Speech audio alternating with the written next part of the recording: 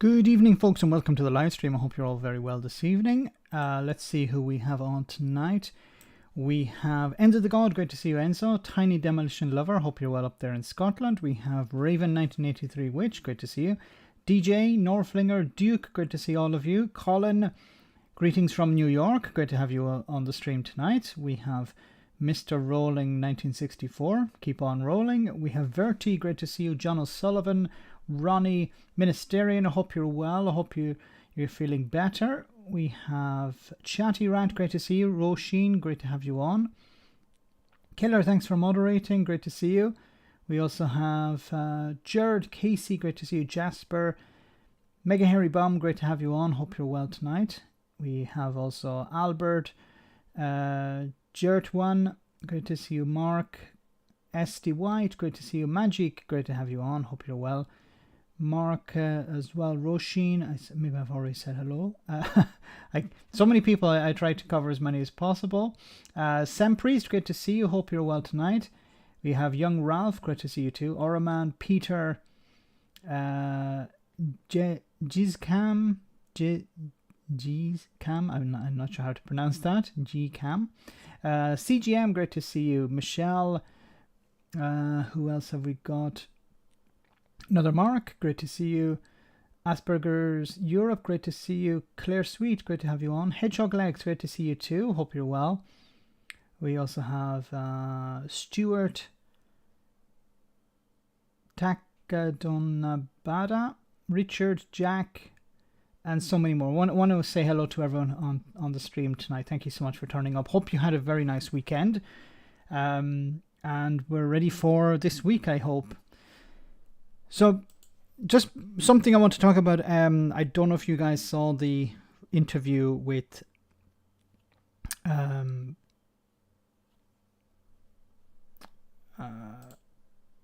this week, weekend. I'm confused. Sorry. Sometimes when I sit down to do the live stream, I was like, is today Friday or today Tuesday? And I get confused. So of course today is Friday. Tomorrow is Saturday. And I don't know why I was saying I hope you had a nice weekend. I hope you will have a nice weekend. That's the way I should have put it. Really, in August, maybe it's the heat or something, because it's still very hot here. It's just starting to cool down, and I get really confused. The weekend is yet to come, yes. I was worried I missed a weekend. Sorry, guys. Yes, thanks for correcting me. I don't know whether I'm coming or going. Anyway, welcome to. Let's start again. Welcome to the stream. Of course, we're going to talk about cost of living. Talk about what the Tories are doing at the moment, who's going to replace Boris Johnson, looking more and more likely that it will be Liz Truss, but also Rishi Sunak is trying to make some sort of comeback, and I'm going to cover some of the things that they're talking about at the current brain melt, at the current hosting. Ring and Lily, thanks so much for that super chat. Wait, did Max say something about UBI? I try to shoehorn in UBI as often as possible. And remember, people, thanks so much once again, Reagan Elite. UBI is a universal basic income, £1,000 a month, $1,000 a month, €1,000 a month, a way to lift people out of poverty, completely lift people out of poverty, set a floor that no one can fall below. It would. I think it would really kickstart or restart the economy, especially one that's facing a recession. It's so many things to talk about for a UBI, and I did promise last time that I would try and reach out to somebody. I have contacted a few people about UBI, but I haven't heard back anything. So I'm going to give them another bell and see if we can get somebody on the Sunday roast to talk about UBI, because a lot of you have been requesting that. So I promise we will eventually get someone on. It's important that there's somebody who is a professional, somebody who knows it much better than I do. Cost of greed crisis, well said, Mega Hairy Bomb. Probably have a video dropping tomorrow, which will be interesting for a lot of you. I was taken aback by the interview Mick Lynch had with James O'Brien this morning, and I was going to try and do a response to it today, but it'll definitely be tomorrow. But Mick Lynch is a wonderful guy. I think he's doing wonderful things for not just trade union members, but also the general public. He's become, a lightning rod for so many people. He's becoming, he's doing the job of the opposition. He's attempting to hold the government to account. And while he's limited, he's not, in the sense that he's not a politician. He doesn't have the same clout as a politician. He doesn't have the backing of a politician. But the general public are really happy with what he's doing. But of course, he has a massive blind spot, and that is Brexit. And I will talk about that tomorrow. I think Mick is wrong, and he is wrong on a number of things when it comes to the European Union. And unfortunately, he still thinks Brexit was worth it. I think it's a case of, I'll go into this in more detail tomorrow, but I do think it's a case of, I've thrown, in for a penny, in for a pound. I've thrown my support behind this, and I don't want to lose face. Because what he said in the interview was factually wrong about privatization and stuff like that, and workers' rights. Under the Tories, things are much, much worse. And it's also possible that the Tories could outlaw trade unions as a consequence of Brexit. Not you vote for Brexit and you get no more unions, but the Tories could, because they have an 80-seat majority. There's no check on their rule, and you can't take anything to a higher court. There's the European Court of Human Rights, but if the UK government decides to ignore its rulings or to withdraw from it, there's nothing you can do about it. Anyway, I'll talk about more about that tomorrow. Let me read some of your comments before we begin. Sad that the Red Wall MPs aren't standing up in the Tory party, not representing the North at all. No, I think they're trying to decide who to back because they want power, and they're probably keeping their heads down at the moment because they don't want to be seen backing the wrong candidate. And I think some individuals are backing Liz Truss. Them as a bloc, I think the Northern Research Group are talking about, or have been talking about, backing Rishi Sunak. So I think they're waiting for the results of this campaign, or the final results of this campaign, and who will actually take over, and then they will decide to back that candidate or back the new Prime Minister. Because everyone wants influence, everyone wants to control Liz Truss. It'll be Liz Truss, I'm pretty sure. Magic says, I'll talk to you after the stream regarding Lynch. Thank you so much. Yeah, it'd be great to have your feedback on that. A little bit controversial, but we will talk about that for sure. He should stick to what he knows. So good evening, everyone. So who's just popped on? Welcome to the stream. So I just want to talk about some of the comments we're hearing at the latest Tory party hosting. There are a number of things that are coming out from both the candidates. There is one here. I like this tweet. It says, this is Peter Walker, who wrote, "Blimey, hostings host Alistair Stewart is so far asking questions that actually seem a little bit too right-wing and populist even for the audience of the Tory members." Former Chancellor believes, so Rishi Sunak believes, countries that the UK agrees trade deals with must agree to take back their failed asylum seekers. Okay. And what would the UK agree in return? Because if you want a trade deal, and look, when it comes to these trade deals, these post-Brexit trade deals, it's not the UK that benefits, it's the other country that benefits. So yeah, it's all good and fine saying, yeah, we're going to force them to take back their failed asylum seekers. But they probably won't do that. And I don't even know if you can do that under UN conventions. Anyway, the number of most people, I think, is so people applying for asylum in the UK, the ones who are processed and are successful is something like between 70 and 80%. It could even be higher than that. But it's the vast majority of people who claim asylum receive it, go on to refugee status in the UK. So, this idea that there are thousands and thousands, hundreds of thousands of failed asylum seekers that can't be deported is false. Anyway, Sunak is proposing a £10 fine for missed appointments and replicating the health services sector elective surgeries, which he says allows doctors to perform more operations.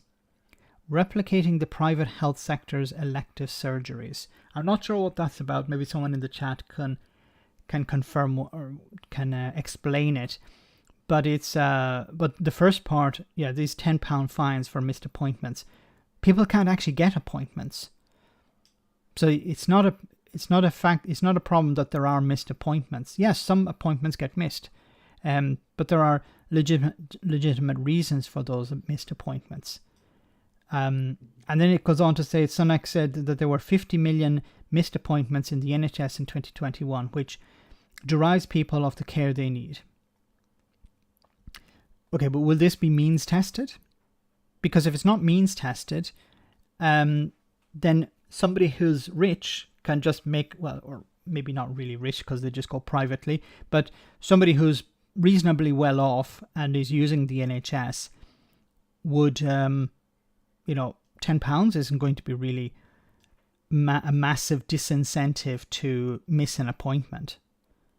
Anyway, most people miss appointments because of some external problem. And many appointments are missed because there are maybe the surgery had a problem, or the doctor was off sick, or it's not always the problem is on the side of the on the side of the patient. Sometimes there may be an internal problem, an internal NHS problem, and they have to postpone the surgery, postpone the appointment, and if the appointment can't be postponed, then it's missed. Maybe they say, can you come in on another day? And you say, no, I can't. Okay, then we'll have to postpone it for indefinitely. So it's probably marked down as a missed appointment. I don't know the criteria for missed appointments, but at the moment, people can't actually get appointments. So I don't think missed appointments is the big problem here.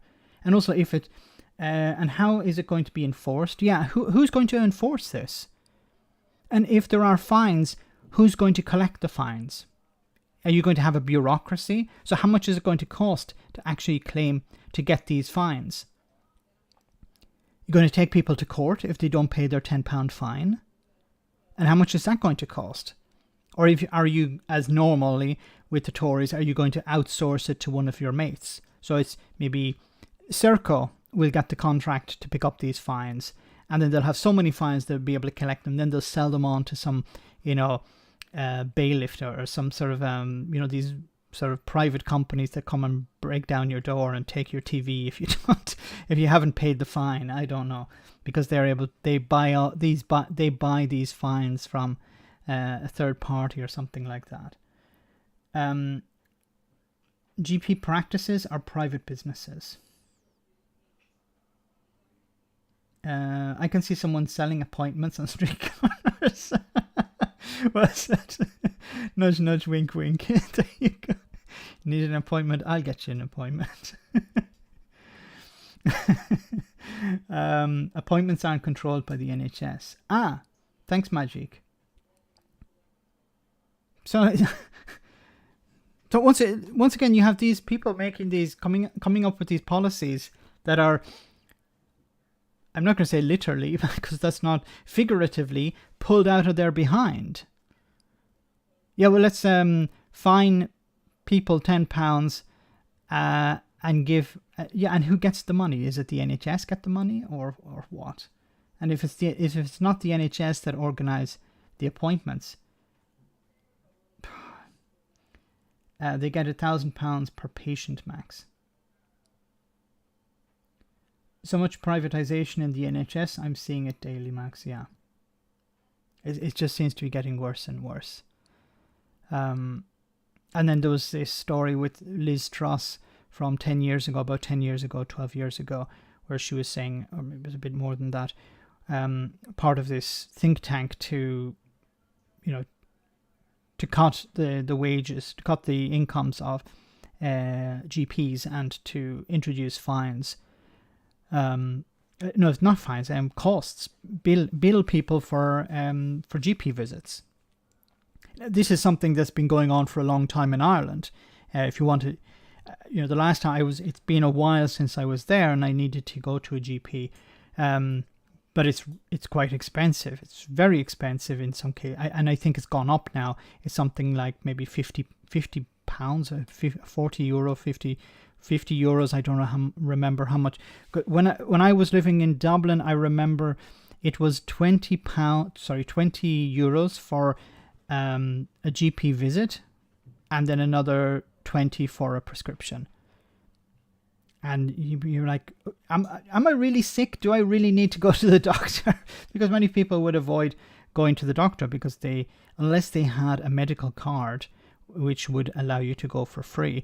Unless you had that, most people would say, I'm not that bad. Okay, I think I'll take my chances. But it's not the proper way, because if you have people going to the doctor for free and they're having regular checkups, it's a way to avoid problems further down the road. The doctor does a full checkup of you and says, oh, wait a minute, you have this problem. I feel fine. Yeah, but you have this problem. Best to go into hospital and get it sorted out. We can sort it out now. It's better for the patient, of course. Principally, it's better for the patient, but it's also better for the healthcare system. Because if the problem becomes chronic or much more serious, it's more expensive to fix it later on. It's, like your car.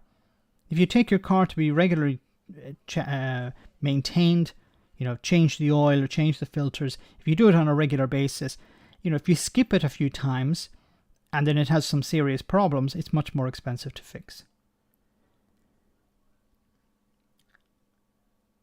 Universal healthcare should be free. Yes, Highlander, agree 100%. And maybe in an independent Scotland it would be. I know a lot of things in the Scottish NHS is free. And in Scotland they're trying to hold on to a public healthcare system there. And, while they have control over a lot of it, I think the Scottish government would like to have more control. There was another thing I wanted to read from these Truss reiterates her plan to make Truss reiterates her plan to make the most of the post-Brexit opportunities, which she doesn't list off, and to get all EU laws off the statute books by the end of 2023. All of them. Not going to leave anyone behind. Yeah, even the good ones. We'll get rid of the bad ones, whatever they are, and the good ones. Doesn't matter. We have to get rid of anything EU, anything European. Can you name some of these? No, but we know that once it says European, it's bad. So because we have to keep the Brexiteers happy.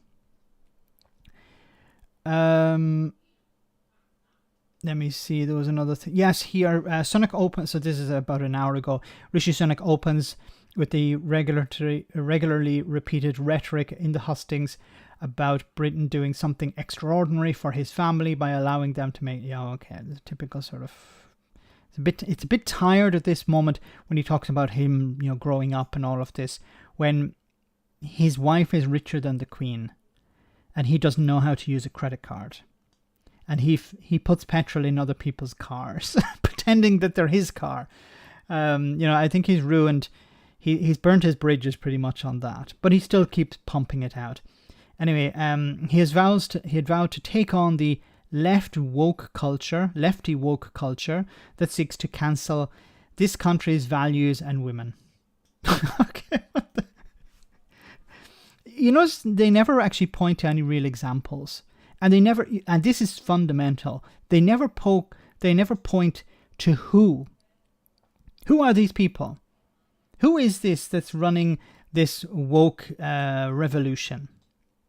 The next time you're speaking to, your right-wing uncle or whatever, hopefully it's not at Christmas, hopefully you'll see them before then, or maybe not. You try to avoid them. But when they talk about woke and they talk about lefty, just ask them, do you know some names of people? The ones who are in charge, the ones who are pushing this. Because if you actually ask, they don't actually have any names. They never say, yes, it's Joe Bloggs from The Guardian or something like that who's pushing this. And then even if they did come up with a name, it would be somebody who has no real power. Because who has power in the country? It's people with huge amounts of money and people who are running the government. Those are the ones who have power. So how can somebody who, is a professor in a university that this person had never heard of until just recently, how does that person have so much power that the government have to intervene and stop them in some way to curb their influence? And then Sunak said, I will never let political correctness stand in the way of keeping us safe. What's that about? Really, I don't understand. And then cancel this country's values. So talking about the British Empire in both a positive and negative sense is undermining or cancelling British values. And women, I don't know, I presume this is about trans issues. Okay. These are very complicated topics and issues that require, a high, a good understanding of history and philosophy and things like this. And instead you have, and this is, I think, what the left try to do. They try to understand, okay, the different layers. So we live in our society today like this. And let's have a look at how things were in the past. Why did people think in this way? Was it right? Was it wrong? Nuance is important. Trying to understand things. While on the right, it's just, that's wrong. And this is right. So the British Empire was good. And anyone who disagrees with that is a lefty wokeist or whatever. And that's all they say. They're not interested in actually having a debate. They will say that those on the left try to shut down debate.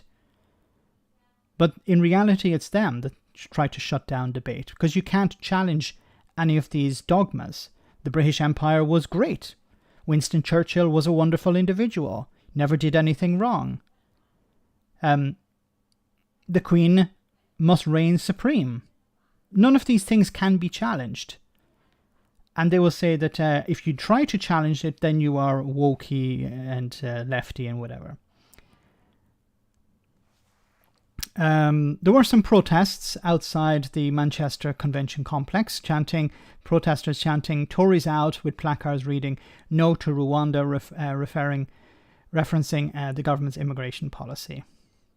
Let me see if there are any more updates on this madness. So here we have Liz Truss, asked by an audience member whether she would build more houses to solve the housing crisis. This is funny, and I'll get to it in a moment. Truss instead cites her plan to help people secure mortgages and criticise the planning system. So that's a no. I'm not going to help you, which is funny because she was asked by Andrew Neil some years ago about how many social houses her government had built, and she said, I don't have the numbers in front of me. And he says, oh, I know exactly how much it is. Do you know how much it is? No, I don't know exactly. Well, it's zero. I'm not a fan of Andrew Neil, but like a stopped clock, from time to time he's correct. Magic, thanks so much for that super chat. Fishy loves McDonald's food that was removed in 2020. I was going to do a full of the week on that. I didn't get a chance to get around to it, so I might do it tomorrow or on Sunday. That was wonderful. It's like he's so disconnected from reality that he tries to interact with reality and it just goes pear-shaped. It's like, I don't know if anyone saw that TV show from, it's about 10 years ago, The Fringe, where there's like a parallel universe, and sometimes the the people from the parallel universe interact with this universe, and when they did, it started to tear both universes apart or something like that. I don't remember the full plot, but it's something like, and this is a bit like Rishi Sunak when he tries to interact with our universe, things go awry. So he believes he eats food that came from 2020, that was phased out in 2020. he puts petrol in other people's cars. He tries to pay with cards and credit cards or debit cards, not knowing how they work. It's pathetic. He lives on another plane, and he tries to present himself as a man of the people. I'd actually have more respect for him if he just drove around in a Rolls Royce, wearing a top hat, and saying, worship me because I've loads of money. I'd actually have more respect for him if he did that, because at least he would be honest, instead of trying to be a man of the people when he's clearly not. As much, it was wonderful. Let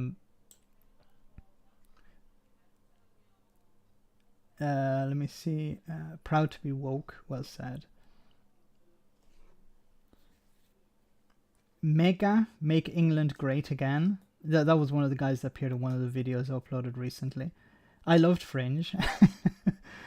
There was a guy from what do you call it, from Lord of the Rings, the father of Boromir. I forget what his name is. I'm a big Lord of the Rings fan, but not that big, as you can imagine. I love the books. I don't remember all the names. Sunak is actually touchy steering wheel. Common. I don't think he ever drives. I imagine Max, you're forgetting the monocle. Yes, the monocle. How could I have forgotten that? Rees-Mogg walks around in a top hat. Jacob Rees-Mogg does that. Two hat, and is popular for it. Yes. Denethor. Yes, it's Denethor. Thank you, guys. And then he jumped on the fire. Spoilers, sorry. Because he was a bit mad. Bit like Liz Truss.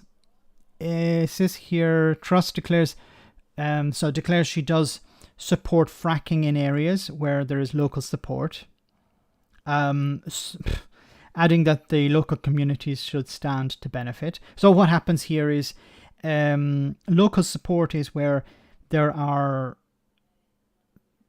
Tories in the area, councillors who agree with this because they probably receive money from these companies that want to do fracking in the area, and they say, yeah, bring in your fracking, and we get some money, and and everyone's happy, apart from the people who live in the area. There has been reports, I should say. There have been reports of cases. Sorry, let me start again. There have been reports of cases of leukemia in areas, a rise in leukemia in areas where there is fracking taking place in the US, for example. And of course, it damages groundwater. I know that Brexiteers are happy to see turds floating in the sea. Maybe they would happy to be drinking, contaminated water as well, or they'd be just happy that somebody else is drinking contaminated water in order to get one over on the tree hugging hippies or something. This is the Brexit mentality. Yeah, let's punish ourselves in order to get one over on someone for a period of a few hours. Yeah, I felt good for a few hours. I got one over. Now I've fucked up my whole country. Yay, isn't that wonderful? But I pissed off James O'Brien for a few minutes there. That was worth it. I made James O'Brien cry for 20 seconds. That what was on the other side of the scale? Well, we've dumped raw sewage into the sea, and we're planning to destroy and contaminate the water supply. But we got James O'Brien to cry for a bit. Great, isn't it?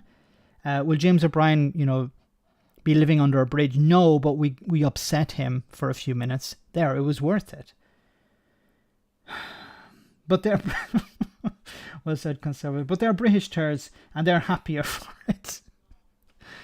We have to cry. We have to laugh, otherwise you cry. Max, they'll import their own water. Frack under Windsor Castle, see how it goes. Yes. And if you don't believe it, if you don't agree with it, you're not a patriot. It seems they couldn't care less, Max.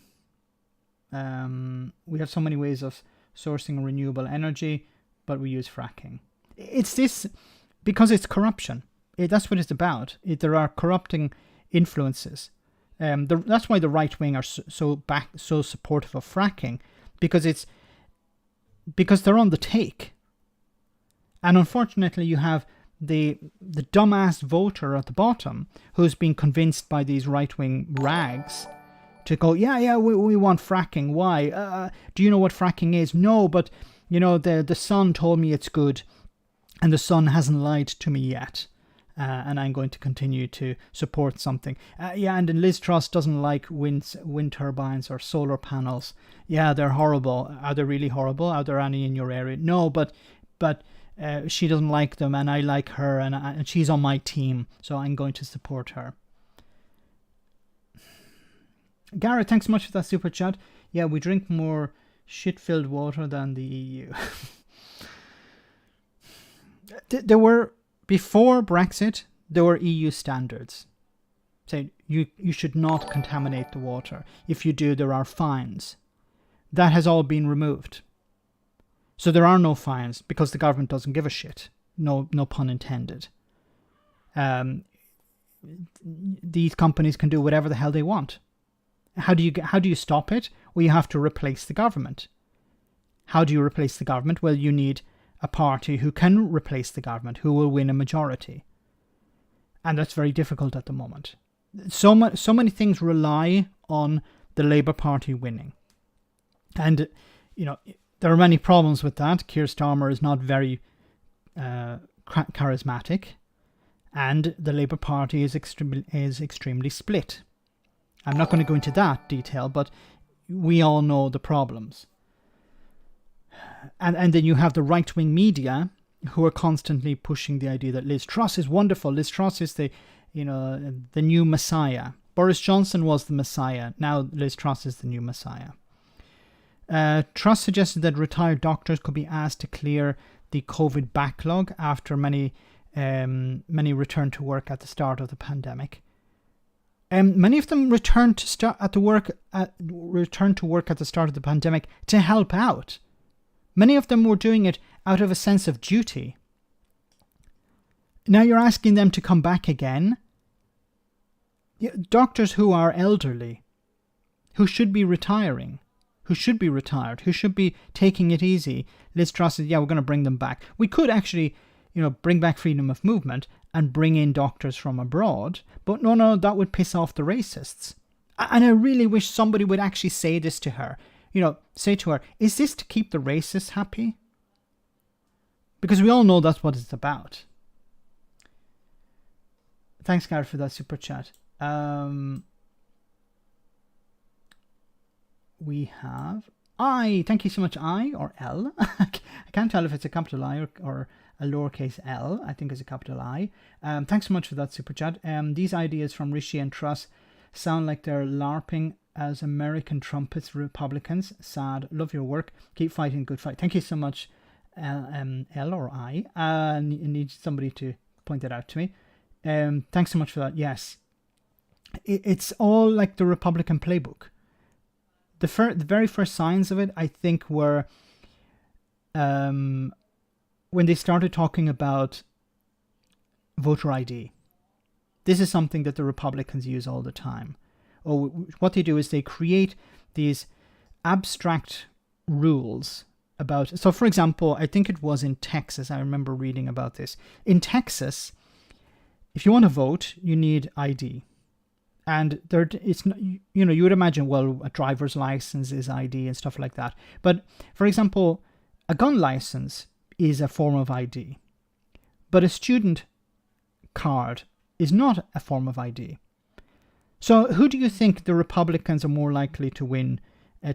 Who are they going to help easier to the polling booth? Students or people who love guns? Doesn't have to be necessary for you as part of your job to have a gun. Just people who love guns. So the Republicans know that we want to have the gun nuts on our side, so we make it easy for them to vote. But we don't want the students because we don't want to make it easy for the students to vote because they generally don't vote for us. They vote for the Democrats, and that's exactly what the Tories were trying to do with the ID laws. There's so much fraud. Of course, there's almost no fraud. It's minuscule. The same in the United States. There was a very, very good interview. It was like two clips were put together. You had, I think it was Perry. I don't remember his first name. He was the governor of Texas, and he was asked about voter fraud. He says we need to do something about it, even if it's just 1% or half or 0.1%. That's way too high. Too many people voting illegally. That's something that has to be stamped out. Remember, he's the governor. He was the governor of Texas. He was asked about people who are executed on death row, and it turned out about 4% or 5% of these people were actually innocent. They were proven innocent because of DNA evidence that came out later after they were executed. And he was asked, 4 or 5% of people are executed. Is that too high? And he says, no, that's fine. So for him to execute people with at a failure rate of 5% is perfectly okay. But people voting with illegally voting, quote unquote, at a rate of less than 1% for him is too high. These are the type of people this is the type of mentality that's been imported into Britain by the Tories. Alistair, thanks so much for that super chat. Hi Max, been listening on the way from work. Great to have you on the stream. Thanks so much for coming on, and thanks so much for the super chat. Hope you enjoy it. I need to speak more like a radio host. Drive time with Maximilian Robespierre. Let me see. Truss once again get retired doctors in. We don't want to bring them in from abroad. We'll take them in from people who are retired. We'll force them back into employment. Maybe we could cut their pensions. That would really force them back into work, wouldn't it? Truss said hopefully she's not listening to this. She might come up with some ideas. Liz Truss said doctors and nurses feel like they've been told what to do from Whitehall rather than understanding the situation in the local area and being able to respond to the patient's needs. Yeah, the Labour Party, been ruling for 12 years telling them what to do. Okay. Earlier today, a 2009 report Ms. Truss co-authored came to light, which called for doctors' pay to be cut by 10%. This should be something that should be broadcast by the Labour Party and the other opposition parties. Thanks, Max. I enjoyed. Apply for LBC. More Nick Abbott sound effects needed. Yes, I need to get a soundboard like Old Shorts. Old Shorts is wonderful. With his, my favorite one is Kippa. Johnson saying Kippa. We have another few. Just read them a bit, and then we can move on to other stuff. But as it says here, and that brings the hustings to an end. The remaining hustings are Birmingham on the 23rd of August, Norwich on the 25th, and London on the 31st. And then Truss was criticised by the audience member for sounding like Labour in wanting to borrow £50 billion. The Foreign Secretary did not address the criticism, but said her fundamental views is that high taxes fail to bring money into the exchequer. What? Yeah, the best way to get money into the exchequer is by cutting taxes. No, look, obviously this is about cutting taxes on people who have lots of money, not raising taxes. And of course, she hasn't said that she would borrow. She doesn't say how she's going to raise money. She said, I'm going to raise money by cutting taxes. And how's that going to work? Because we're going to boost the economy. Yes, but there is a recession. Well, we can avoid the recession. How? By cutting taxes. But the Bank of England is raising interest rates. So that's going to bring on a recession. No, but I can end a recession by cutting taxes. Yes, but most people can't feed their families at the moment. And a lot of people on universal credit, everyone on universal credit and benefits and pensioners don't pay tax. Yeah, but if I cut taxes, they're going to benefit indirectly or something. I don't know. Oh my God. Okay. I just want to move on. We have this. This is a little bit related to. I'm not going to go into it now, but it's a little bit related to what Mick Lynch was talking about today when it came to Brexit. Grant Shapps wants to outlaw protests. He wants to outlaw strike action. Now, he's not going to do it now, but I think that's part of the long-term plan. The Tories want to make it illegal to protest, illegal to go on strike. And, whatever higher court you could take it to has pretty much been taken away. Anyway, this is what Grant Shapps had to say about. So it says here, railway changes will be imposed if workers do not agree to new deals, the Transport Secretary Grant Shapps has said. Which is interesting because Grant Shapps has always said, I don't get involved in these disputes.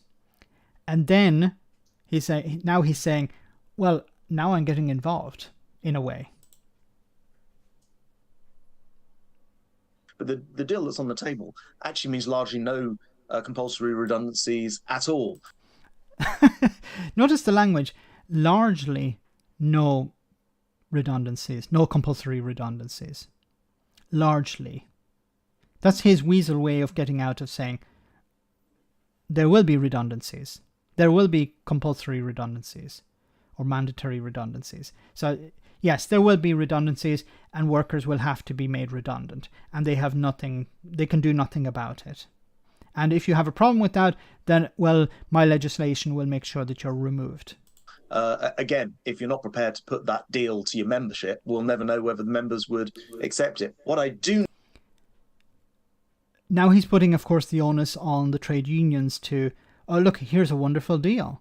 The deal that the companies... Of course, Grant Shapps is on the side of the companies. He doesn't care about the workers. He's never cared about the workers. He's on the side of the rail companies. And isn't it interesting how, and this really pisses me off, and I think it pisses off a lot of you as well, how who's been interviewed in the media? Well, you hear from Mick Lynch, and you hear from Eddie Dempsey, and you hear from, I forget what his name is, another trade unionist. Have you ever seen the heads of these corporations being interviewed?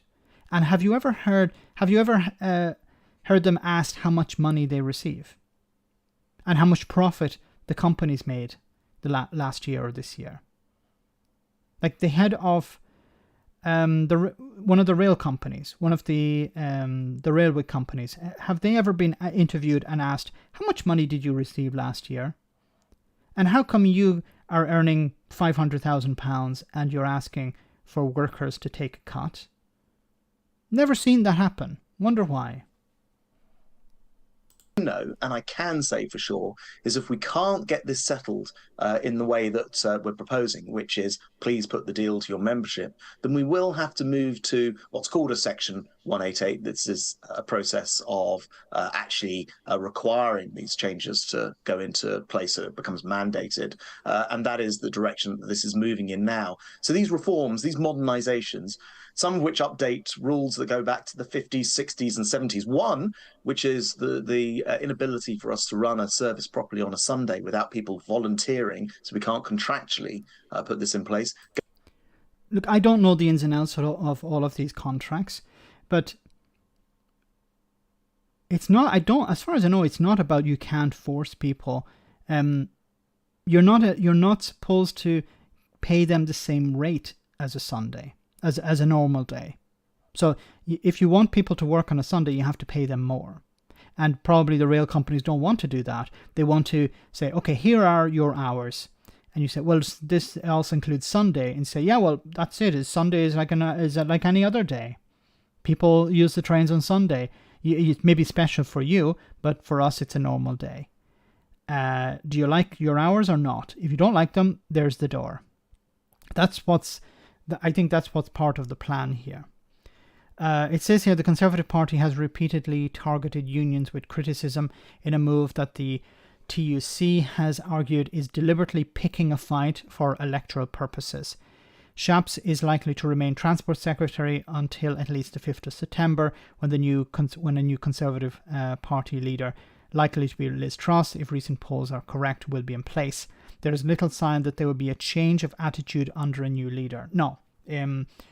Liz Truss has said that she's going to go ahead with this type of policy as well. And I don't think Rishi Sunak would go in any opposite direction either. And then he mentions the Section 188. Shapps claimed that outdated work practices need to be updated, a characterization of the industry that is disputed by the unions, who argue that employers are trying to use modernization as an excuse to reduce workers' real pay and conditions. Yes, we've seen that before, how they're interested in changing their firing and rehiring, in a sense, changing their working conditions and changing their pay, saying, well, you're doing a different type of job now. We're going to give you a different type of job to do, and we're going to give you it at a lower rate. Even though you have gained experience over the last number of years, we're not going to give you more money. Shapps said if they can't get those modernizations in place, we'll have to impose those modernizations, but we would rather do it through those offers actually being put to their members. And if they disagree, what happens? What are you going to do? This is what I'm afraid of. What's going to happen is they're going to eventually ban trade unions. They can do it. Nothing to stop them. Of course, it's not going to happen overnight, but what's to stop the Tories from bringing in legislation that says trade unions are now banned, or ineffective banned? Limiting, and we've seen it before, limiting the number of people who can attend a picket. That's why if you look at the pickets back in the 1980s, you'd see hundreds of workers standing on the picket line. I don't know the rules. I've been trying to reach out to somebody here in Italy in a trade union. It'd be lovely to get them on for an interview to ask them about this. I'd like to ask them a few questions comparing the UK to Italy, for example. Or if you know somebody outside the UK, guys, who's in a trade union, maybe a representative, who'd be willing to speak to me, it'd be great to do a comparison, between the UK and France, or UK and Germany, or whatever. For an outside trade unionist to look at what's happening in the UK at the moment, and look at the 16-point plan, that Grant Shapps has. Because when I look at I've seen some picket lines here in Italy, and they're normally, there's a crowd of workers at the picket line. I don't know. During COVID, yes, there were restrictions, but generally there's a large group of people on the picket. I don't know the rules. I don't know the law here in Italy, but Grant Shapps wants to limit the number of people, and the British government have already limited the number of people on a picket line, and of course that has an impact. It creates this feeling that, well, it's not really having an impact. If the public see this, they probably think, oh, look, there's only a few people there. Where are all the rest of the workers? Maybe they don't agree with this protest, when in reality they're not allowed to attend.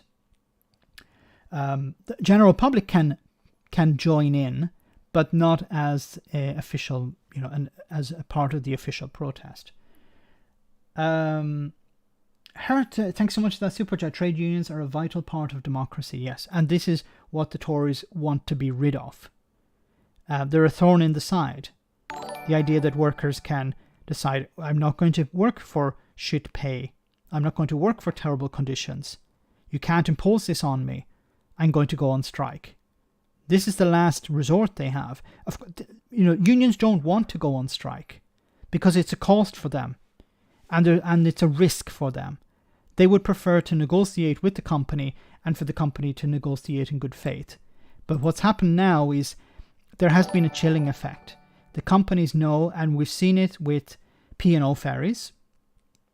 And I said this at the time, you'll have a lot of a hullabaloo and then it will die away. And we saw it with P&O ferries. P&O ferries this year, just this week I think it was, published their profit. I think it was £800 million profit, or 150, or some pretty significant profit. Remember, they were saying that they were risking to go under, but they actually posted a profit because they were able to fire their workers and rehire ones at a much lower rate.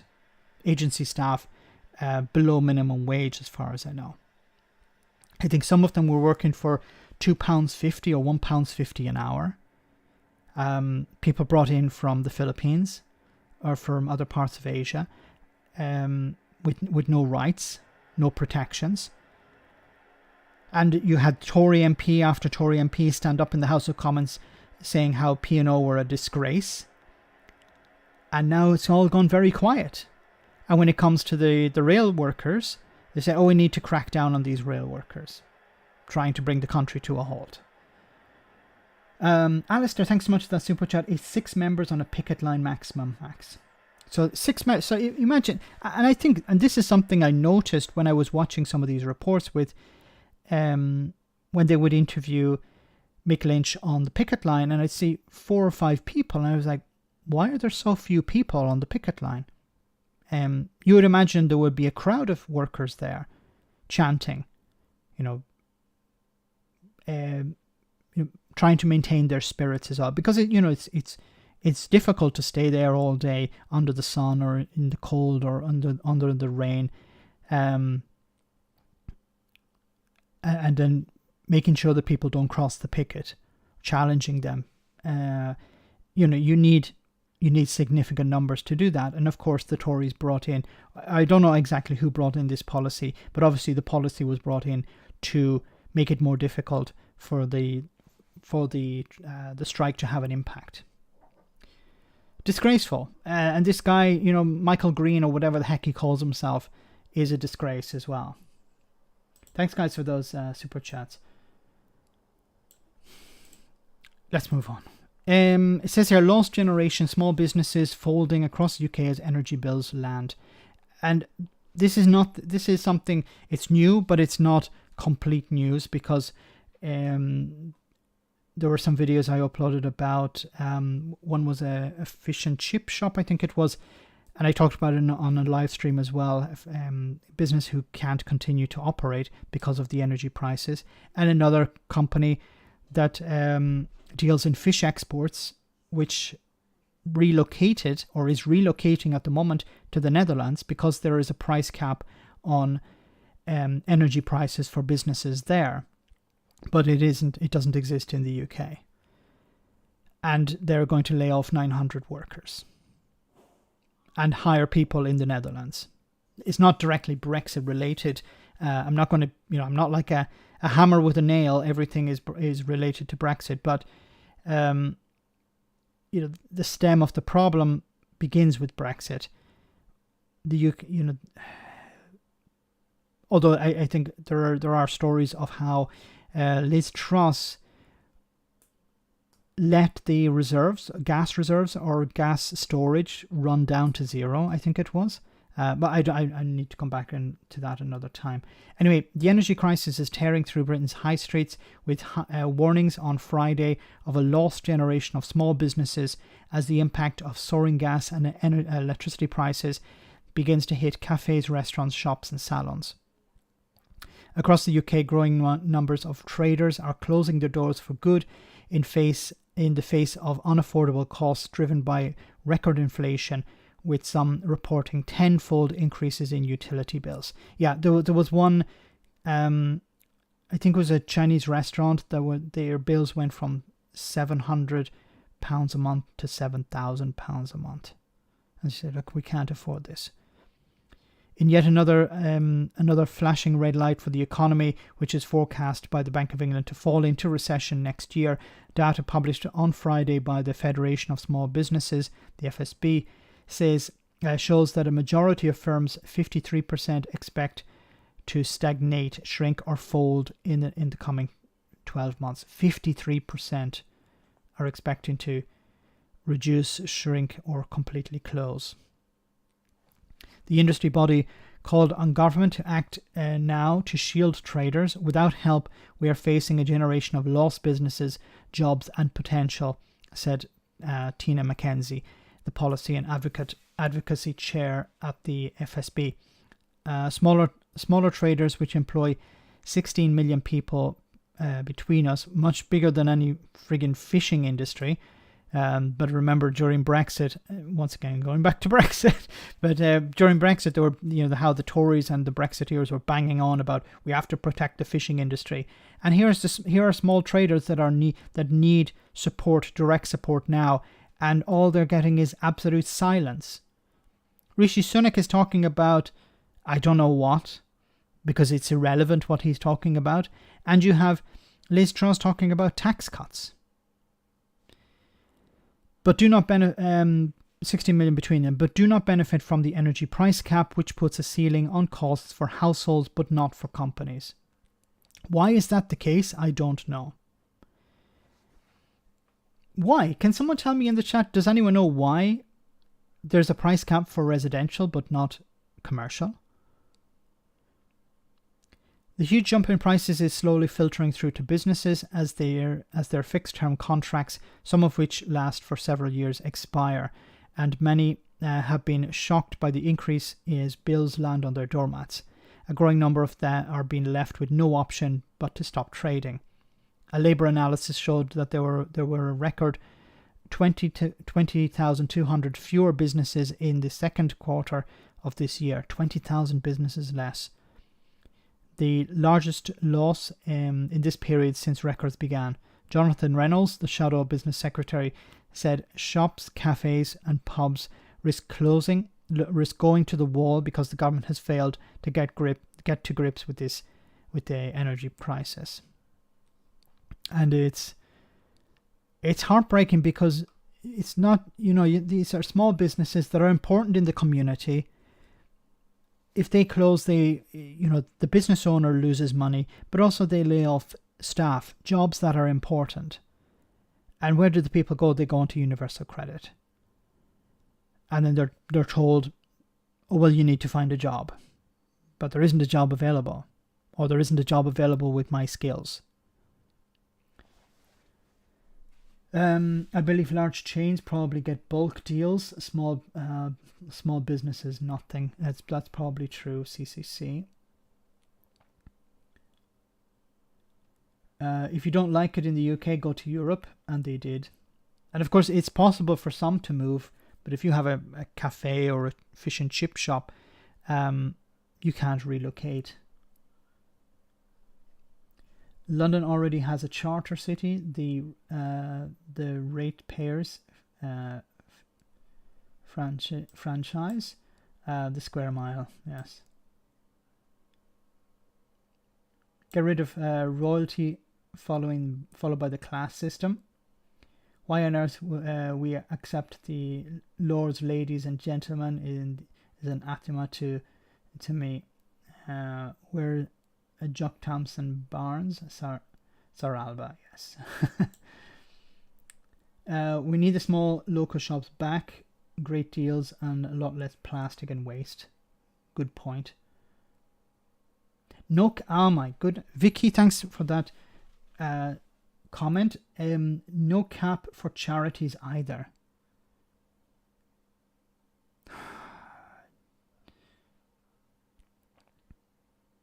No cap for charities. So charities are expected to pay full whack as well. That's why so many charities are and this is something that needs to be covered, and the media are not covering it. We're hearing about, yes, and it's important to talk about the cost of living crisis impacting ordinary people. But what about businesses? What about charities? What about schools? What about hospitals? How are they going to manage? Alistair, thanks so much for that super chat, Max. The charter cities called free ports. Free ports thoughts. Yeah, as far as I know, these, and we're actually going to talk about it on the Sunday brunch. Alex is well informed about these free ports, about these charter cities. So these charter cities are like free ports where the administration will be a private corporation, a private company. So it's basically like, and Alex brought it up, have you ever seen RoboCop, where private corporations run cities? That's what a charter city is all about. It's a bit like a free port, but while a free port does mainly about trade, these charter cities will be, for example, and this is what something, I don't know if it made it into the Sunday roast, but for example, there are streets in Britain where you can't record a video because the security people will come and tell you to get lost, because these streets are actually owned by private individuals or by corporations, by companies. Now, they're normally around shopping malls, and we had Graham Hughes on, and Graham may have been talking about it as well. I don't remember, I'll have to go back to it, but they're basically cities that are run by private corporations, and they make the rules. And you can't record in these areas because you need a permit from them. Now, you can be on a street, but you cannot because they own the street. There was a mention of a mall. I don't remember exactly where it was, but there was a shopping mall, and in the shopping mall you can't record. Okay, that's private property. But on the street outside the shopping mall you can't record either, because that's private property. So streets have actually been bought and they're private property now. So you can have whole areas basically run by a corporation, and they will decide who the administration will be, because it's decided like a board of directors. It won't be vote. You won't have any vote in this. The charter city administration will decide how it's run, what laws are passed, how much the taxes are. I don't know the full details, so it would be good to go into a bit more detail about it and get somebody on who's an expert. But it's scary stuff. And the free ports, as we know, the EU has been cracking down on them because they're a perfect place for corruption and money laundering, which sounds perfect to the current shower of Tories. Yes, that's what we need: money laundering and corruption.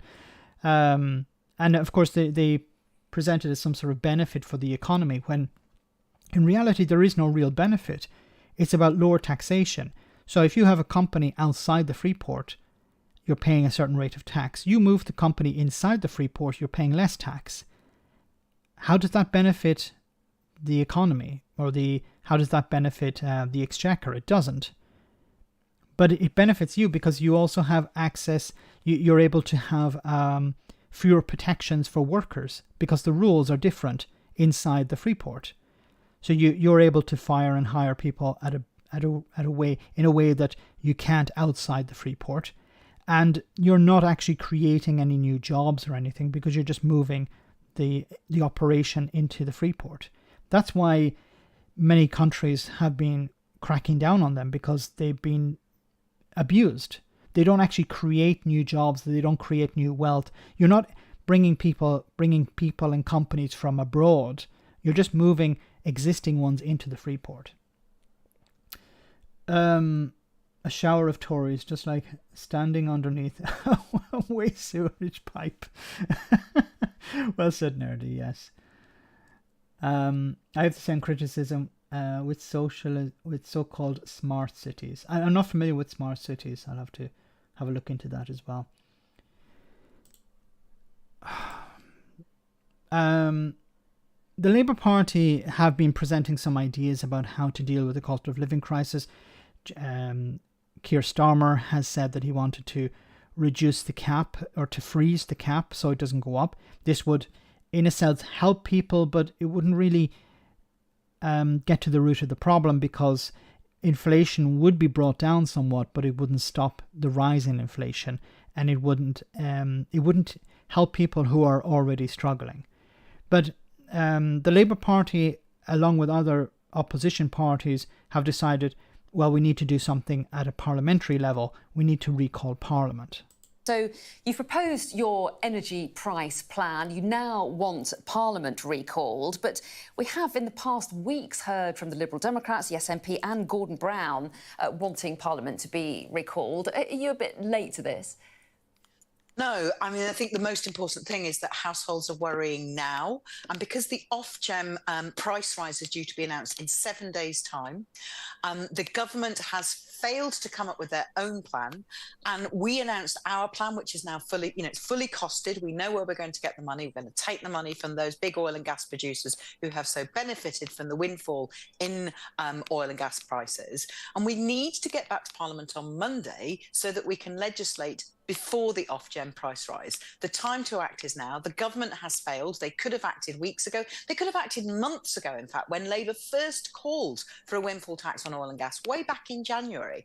That is why, under our plan, we would backdate that windfall tax and close the loophole that the government put in their energy price levy. We would backdate it all the way back to January, because nobody can say that we haven't warned the oil and gas companies that their massive profits at a time of national crisis with inflation skyrocketing have to be used to help households through this very difficult time.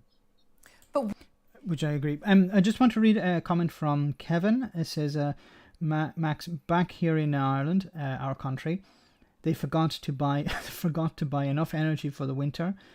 We're going to have blackouts out of stupidity. So don't worry, Tories. Don't worry, Tories. You have friends across the channel, across the Irish Sea, across the Irish Sea, who are just as stupid as you are.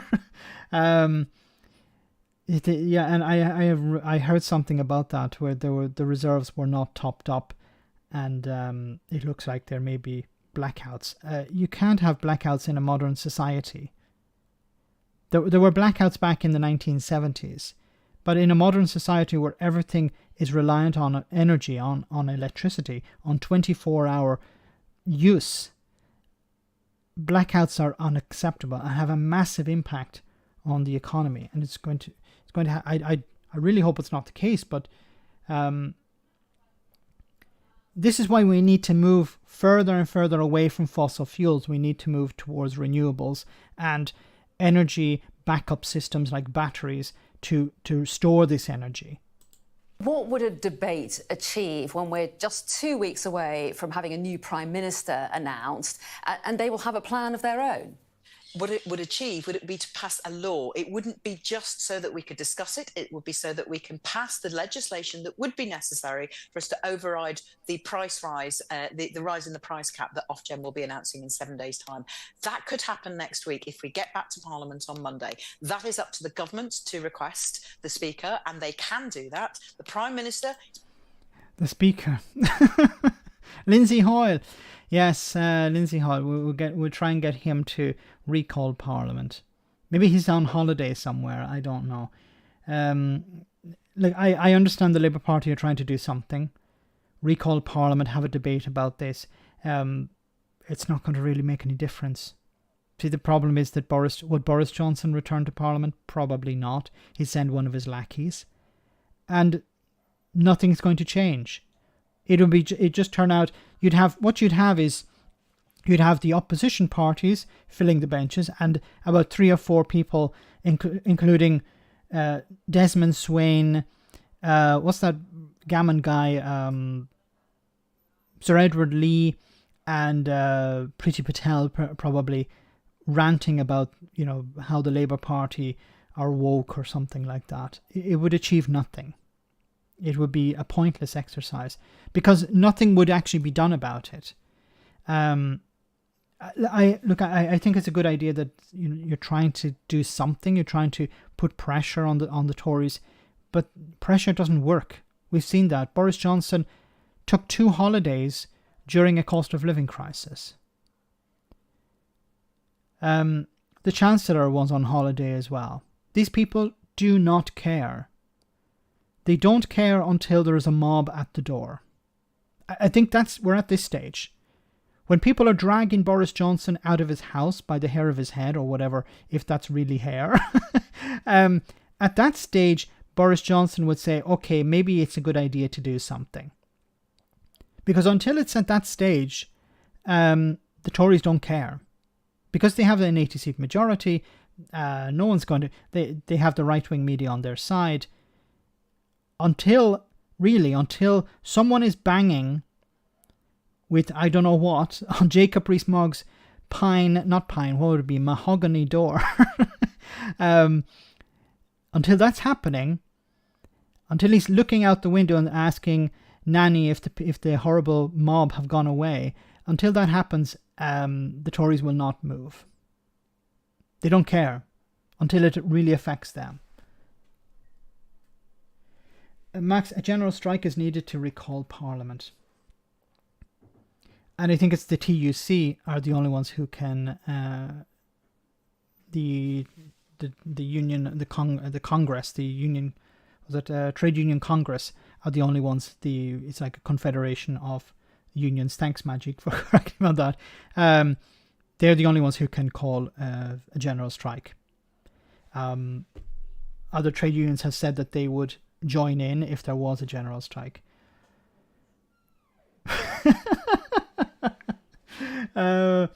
Eftium Suk, sorry if I'm mispronouncing your name. Jacob Rees-Mogg's door is made of coffin wood. I imagine it's an original door from 17 something. Now I have visions of Jacob Rees Dracula. Okay, guys, let's take a short break and we'll be back in a few minutes to enjoy more serious stuff. But of course we have a comedy moment and I'll be back in just a jiffy. Hope you enjoy this. Just to lighten the mood somewhat.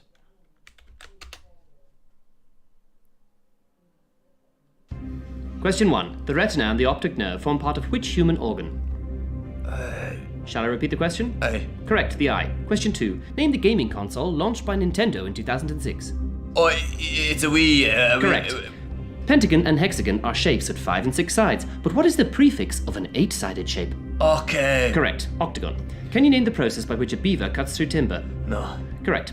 Can you name a type of equine vocalization? Nay. Correct. Which 1950s TV series centered around a heroic dog starred American actress June Lockhart? Which Lassie? Correct, Lassie. DVDs are divided into 2 major formats worldwide, NTSC and what? Ah, come on, pal. Correct, NTSC and PAL. Name Barbie's boyfriend. Oh, I ken that one. Correct.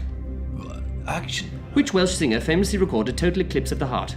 Oh, it's that Bonnie lass. Correct, Bonnie Tyler. What is the name for an adult female chicken often kept for its eggs? I don't know. Can I phone a friend? Certainly, we're phoning Fern. Hello? Right, hen. Correct. What do you want, you phony? Final question. For £500,000, who won the FIFA World Cup in 1966? Come on, Duncan. It's an easy one. For £500,000. Nah, it's not worth it. Nah, I'm out of here. Very good, very good. So let's continue. Hope you enjoyed that. Scotland has its priorities. Labour sets out plan to link minimum wage to cost of living. This is an exclusive from the Guardian. It says earnings of lowest paid could rise by £832. Lower rates for 18 to 22-year-olds to be scrapped. These are good. This is good that Labour is coming out with policies and their policies to help ordinary people. Is it enough? We'll have to wait to see.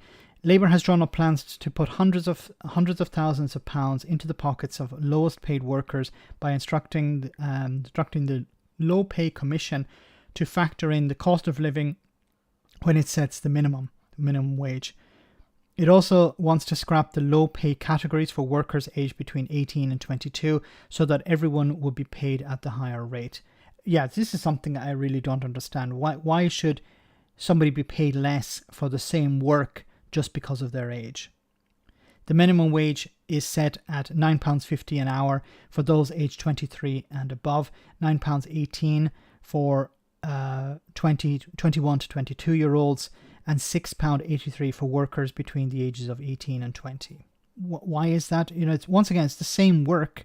Why should somebody be paid less? Like, if you could, if you want to pay somebody more, it should be a bonus or something because of experience, but the minimum wage should always be the same, I believe, for everyone. The proposal to help tackle the cost of living crisis comes after the party announced a £29 billion plan to cut the energy price cap this autumn, with inflation soaring to a 40-year high of 10.1%. Of course, it's much higher depending on who you are. If you're richer, it's less than that, and if you're poorer, it's higher than that. Heaping more pain on households as the cost of food, energy and fuel increase, pressure will grow on the government to follow suit. In a joint article for the Guardian, Labour's deputy leader Angela Rayner and the Shadow Chancellor Rachel Reeves wrote, poverty pay doesn't just cause financial misery, it undermines many of the things that matter in life. Being compelled to accept every bit of overtime or take an extra part-time job to pay the bills comes at a cost to relationships and mental health.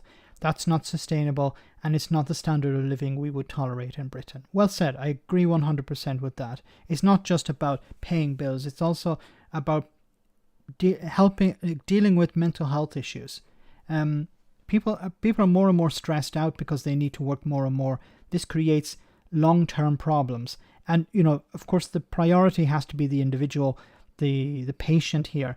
But if people have long-term problems, it's a cost also for the NHS, a cost for society.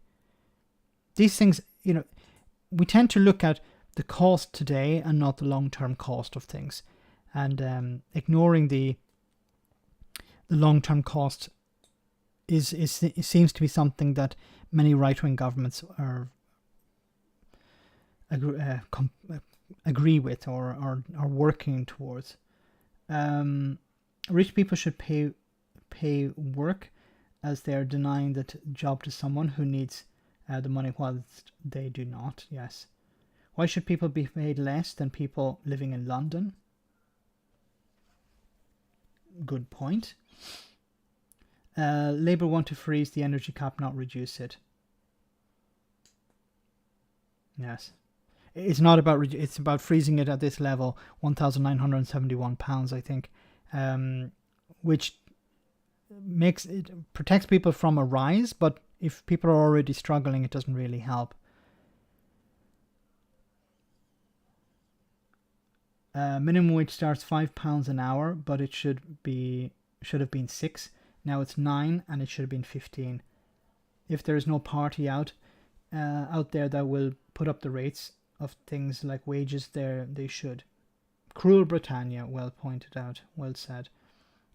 Magic, thanks so much for that super chat, because 18 to 21 equals low skilled work, stacking shelves and customer facing, therefore worth less than same expenses as 22 plus apprentice, or even lower. There's no such thing as unskilled work, says Cthulhu. I think the pay should be the same no matter who's doing it. If there's some difference in pay, it should be related to experience. But if somebody is the age of 40 and somebody is the age of 20 and they're both doing the exact same job, they should be paid the same rate. Should be paid for the rate for the job. I don't believe there should be a difference in pay. Thanks so much, Magic, for that. I have so many oracles that provide me with very high quality information. There are so many of them on Discord as well, and Magic is one of them. It goes on to say, the Labour MPs say households are struggling not just as a result of the cost of living crisis, but because of decades of squeezed pay under the Conservatives. About 2/3, 68% of working age adults in poverty live in a household where at least one adult is in work, according to the Joseph Rowntree Foundation. There are big regional disparities in the proportion of people paid the minimum wage, with 8.2% of workers aged 16 and over in the northeast and just 3.8% in London. Although Labour is not calling for regional rates, instead proposing a single UK-wide statutory minimum wage, it has not ruled out this as a future policy. I don't know. Some people will say that, and I'm not advocating either, but some will say that, well, there should be a different rate in different parts of the country because the cost of living in London is much higher than in other parts of the country. For example, here in Italy, as far as I know, the incomes are different. So if you're living in the north, you're normally paid, or maybe I'm wrong, maybe it's actually paid the same at the state level, which means that if you live in a poorer area, your money goes further. But if you're living in a more expensive area, of course it goes less. Living wage plus UBI, affordable life. Well said, Cthulhu.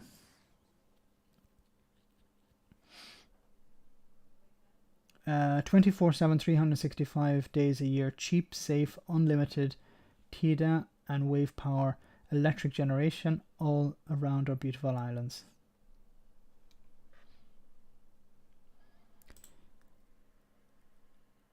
Anyway, let's move on. NHS bosses warn soaring energy bills, and this is something I mentioned earlier on. Energy bills for hospitals, but also energy bills for ordinary people are going to cause problems, or are causing problems, but also causing health problems.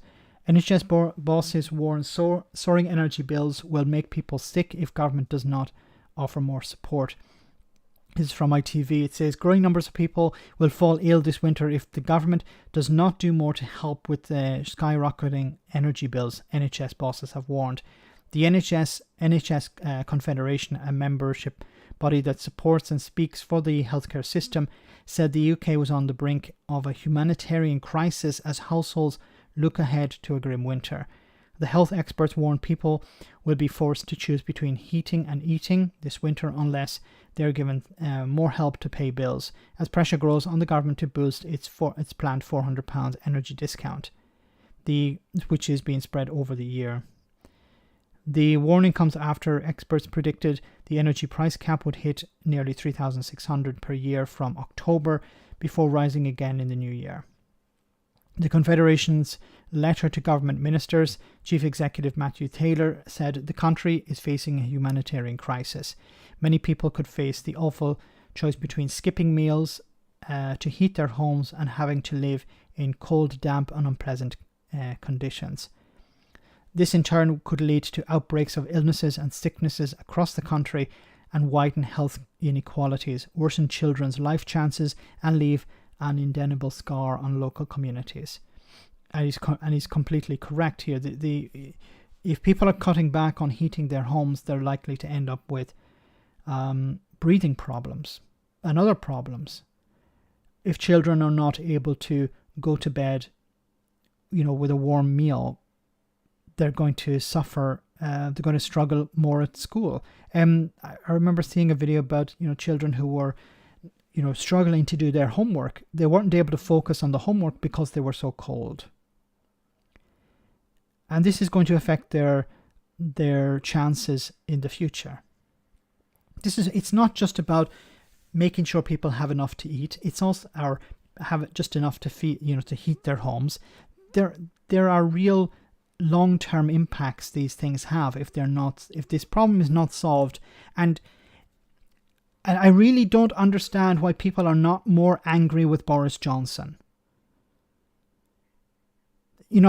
I wanted to do an interview with somebody from a food bank, and we were close to getting it organized when the person who I was speaking to, who's getting me to interview the owner, the lady who's running this food bank, said, well, please don't criticize the Tories, because we have to sort of rely on we have to rely on members of the public who are better off to donate and to bring in goods. And if you criticize the Tories, if you criticize the government, it will have it will have a negative impact on my ability to operate, and I fully understand that. But if you have Tory MPs going to food banks for selfies, smiling as they cut the ribbon on a new food bank, and people are not angry.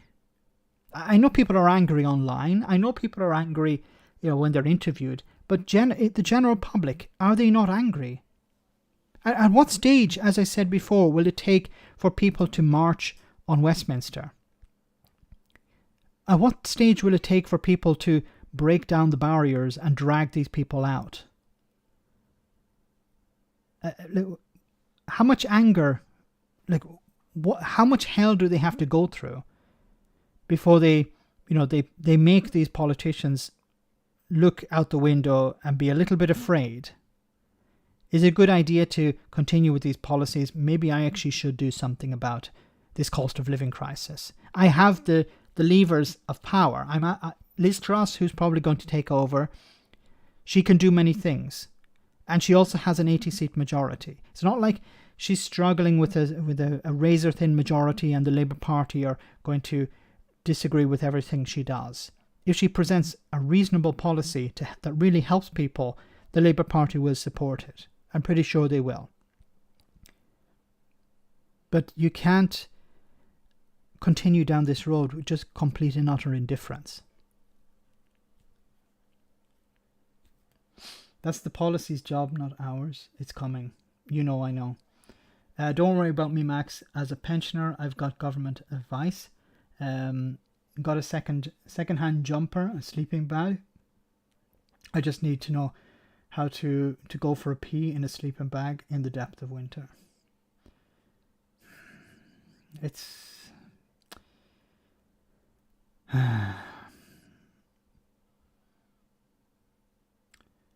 Killer said it won't happen until it hurts them personally. Until then, it's a I'm alright Jack mentality.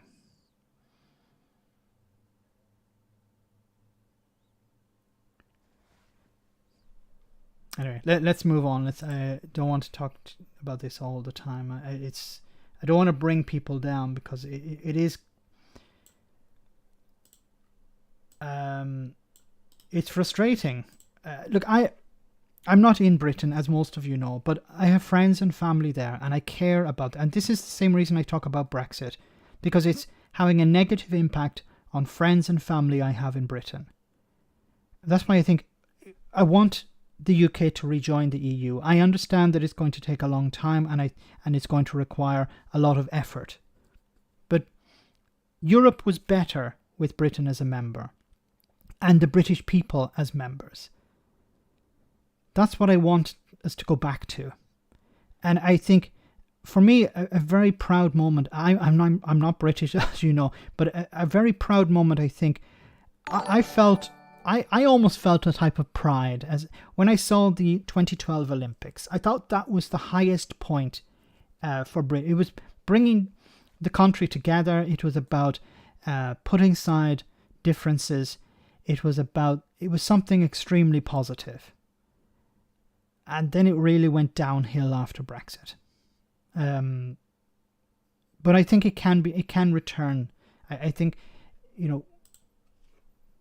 Europe is less without Britain, and of course Britain is less without Europe. And I think there will be a day, a dawn, there will be a dawn, the Tories will be removed, there will be proportional representation, there will be a brighter future. A lot of these draconian policies can be rolled back. They have been put in by the Tories, they can be removed. A more civilized society, a more progressive society is possible. Alistair, thanks so much for that super chat. Max emailed my MSP about warm banks, no reply. Alistair, is your member of parliament from the SNP or from another party? Because this once again, thanks to you guys, I've been informed about warm banks. Something I when I first saw it, I was like, what the hell is that? A warm bank. And I've realized that it's a place that's been organized for people to stay during the night or during the day if they can't afford as many can't afford to heat their homes. You know, the elderly people with a free bus pass using the bus to keep warm. If you don't have a free bus pass, you go to a school in the evening, or you go to a library or a church. They put on the heating for a bit to keep everyone warm.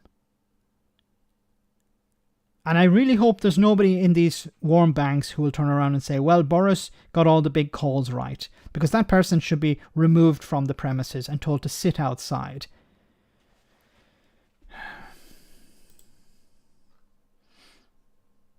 Didn't mean to go into a rant like that, but it's becoming popular. DJ. Somebody put the cross on the wrong box. James O'Brien had talked about it on LBC. What? A warm bank, says Verti. Yeah. Like a food bank, but where you can keep warm for a bit. Anyway, sorry, I wanted to move on to the next topic. Bring this up.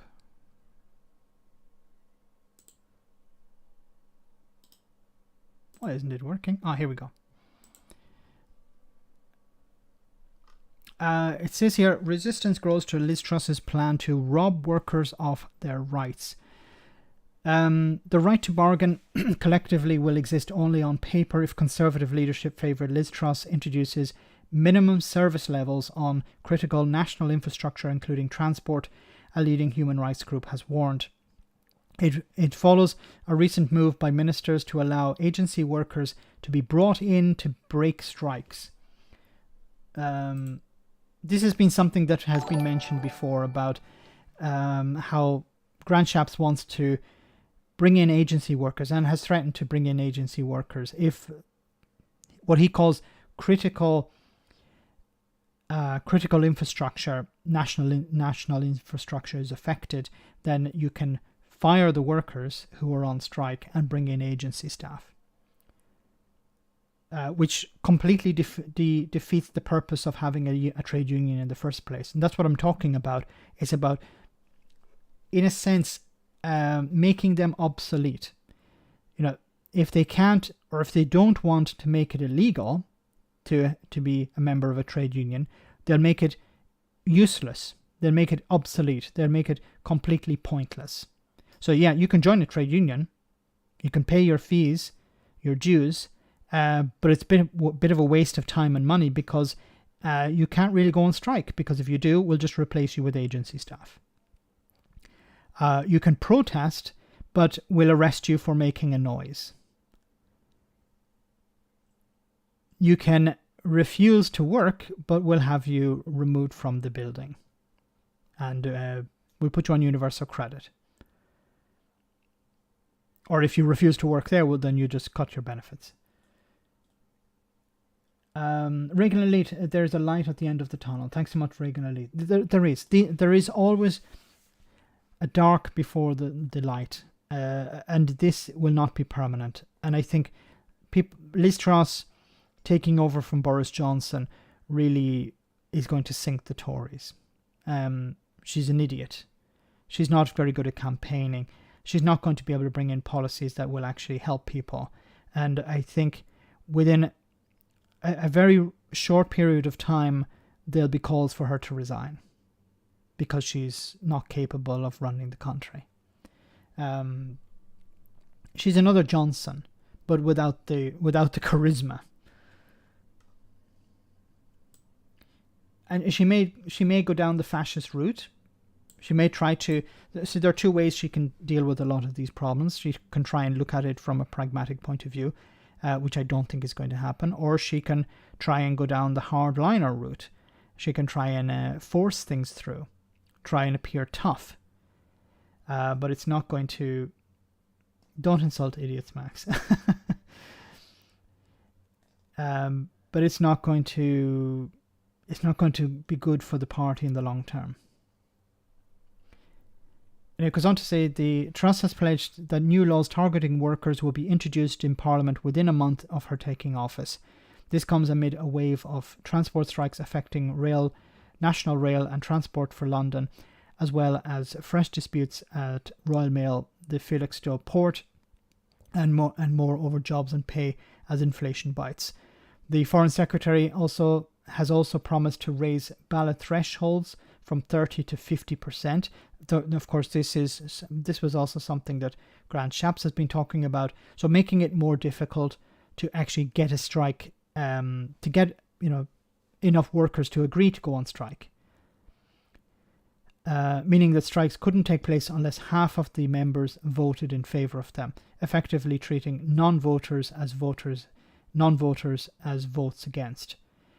Many people don't want to take action because they fear that they're going to lose their job, or they fear that they're going to damage their career, or they fear that it's going to have some sort of other consequence.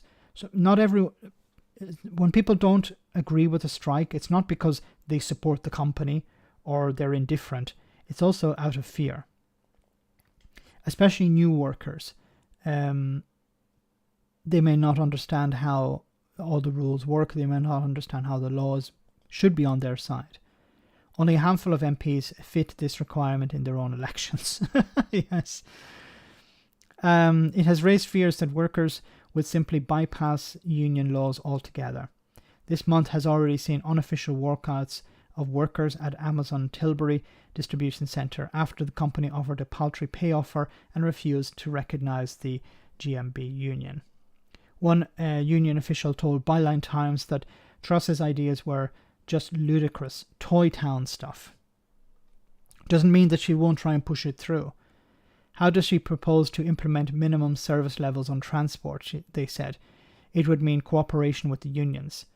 They voted for strike action, but now some of you have to go to work. Okay. And if you don't go to work, well, we'll just bring in agency staff. You'll get more unofficial action. Minimum service means the end of legal, effective industrial action in this country. It will be chaos for industry. The current 2 weeks' notice is a process and is more likely to end in a deal. Straitjack people, and they won't sit there and take it.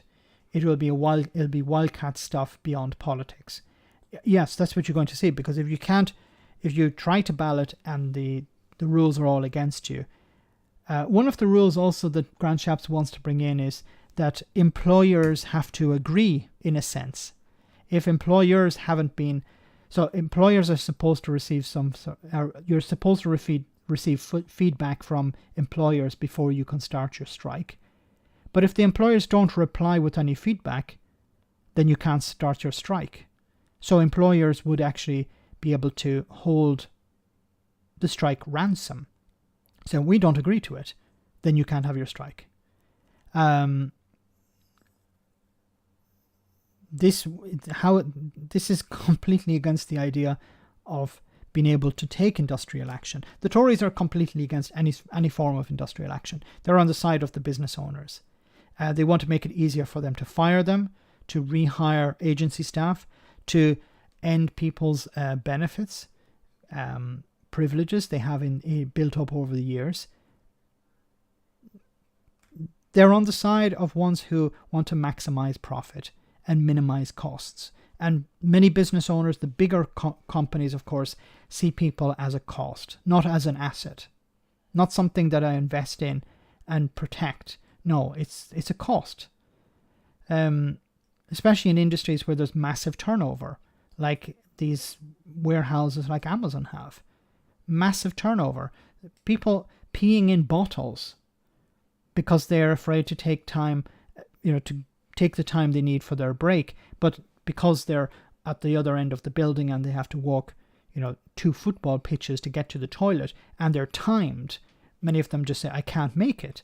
I have to go to toilet, but I can't physically go there because I have only 5 minutes for my break. And when I arrive there, there's normally a queue, and I get punished if I'm late back to my work because I'm walking around with this bloody smartwatch that monitors every move I make. Or if I'm not at my console, I get punished. And if I get punished 3 times, I lose the job. Alistair, thanks so much for that super chat. Max got mail back stating, looking to open schools for warm banks in talks at the moment with council to start them. Also food there. Thanks, Alistair. Thanks for that super chat.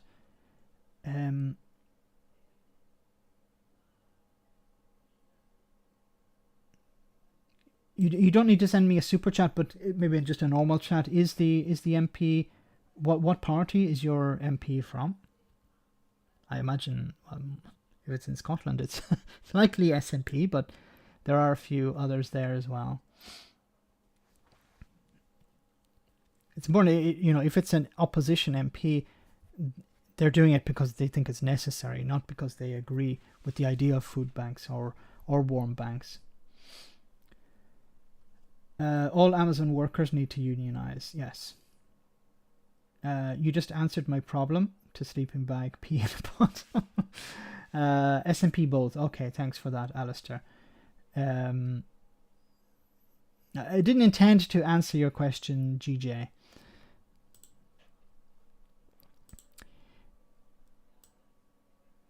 Anyway, let's move on. I want to show you this clip. Services stopped here this afternoon. A big regional station like this silenced by the strikes. We've still seen passengers turning up. Some have said to us they didn't know there was a strike on. Others that they have no choice but to travel today. One man said to me, not everyone has the luxury of working from home.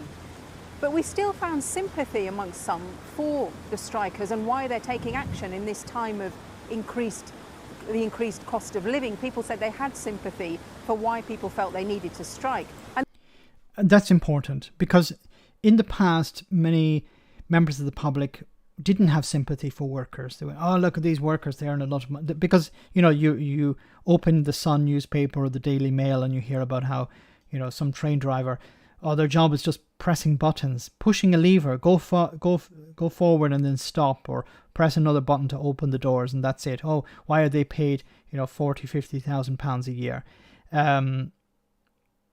That's the sort of argumentation that's been used in the past. But now people realize, yes, I'm suffering from the cost of living crisis. They're suffering, and anyone who's really against these strikes, it's out of envy.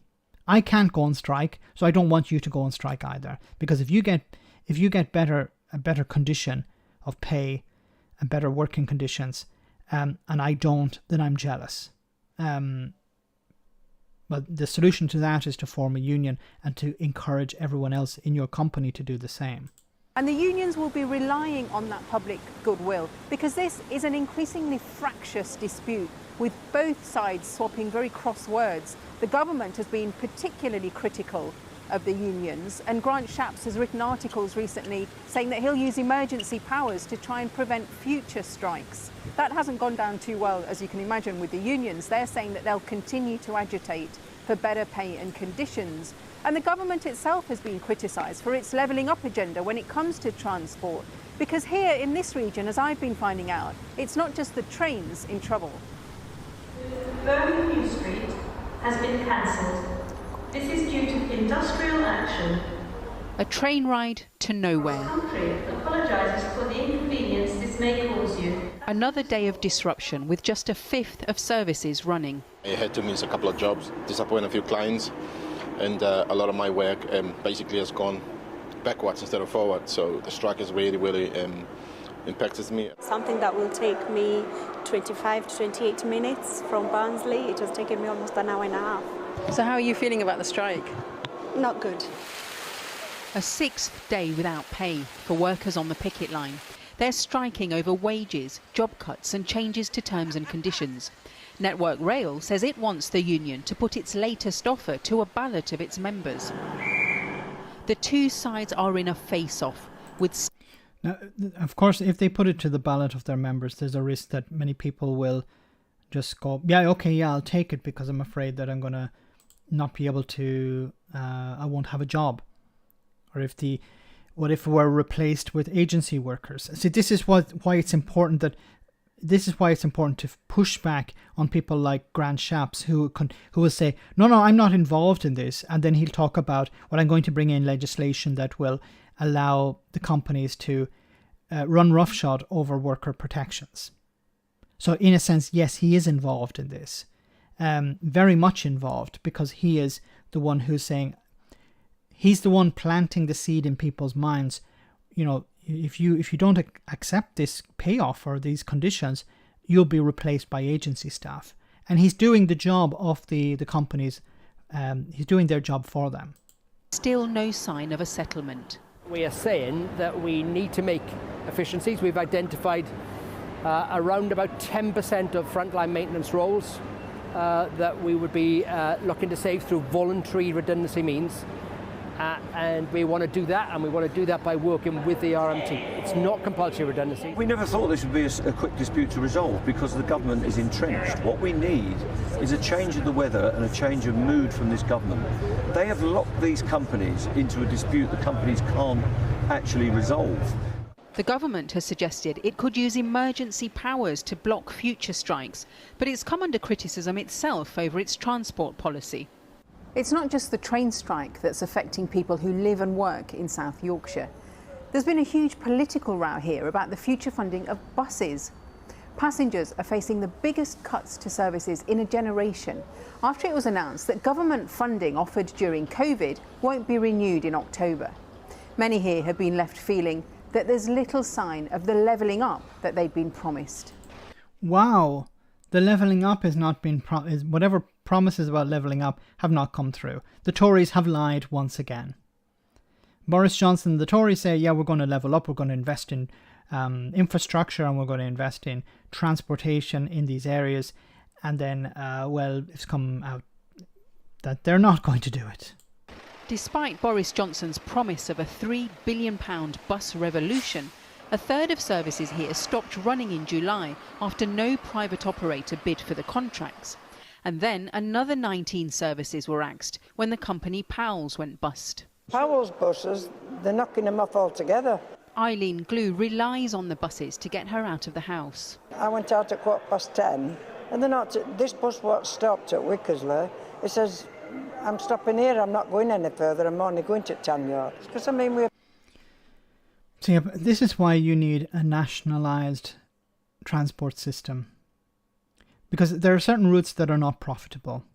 Okay, that's a fact of life. Okay, there are certain routes that are far out. The cost is not worth it for a private company. But that's why you need a public service, a publicly funded service. That means that you'll be running buses that have maybe one old person in it. That's fine. That's something that we should be willing to live with. Because maybe in the future that old person on the bus could be one of us. Okay, that's why it's important for us to have a healthcare system that's publicly funded. Healthy people may not need it today, but they may need it in the future. It's about leveling down. Yes. Good night, Boomer Age. Good night. Have a great evening, great weekend. This is true for all core services of society.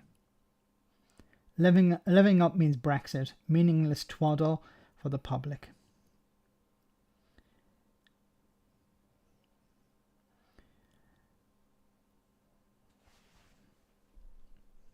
We're pensioners now, I mean, we rely on buses. But my service used to be one at best. It's one at worst now. Look how far away we are from a London-style transport system. What's going on with the buses here? Because it's dire for people who live and work here every day and rely on the services. Well, look, I use the bus. I get about by bus in South Yorkshire just like everybody else, and we need a better service. We need the government support to make that happen. But isn't it your responsibility to provide that as the mayor? Look, absolutely, and we're doing everything we can to make that happen, but we do need the support from this government.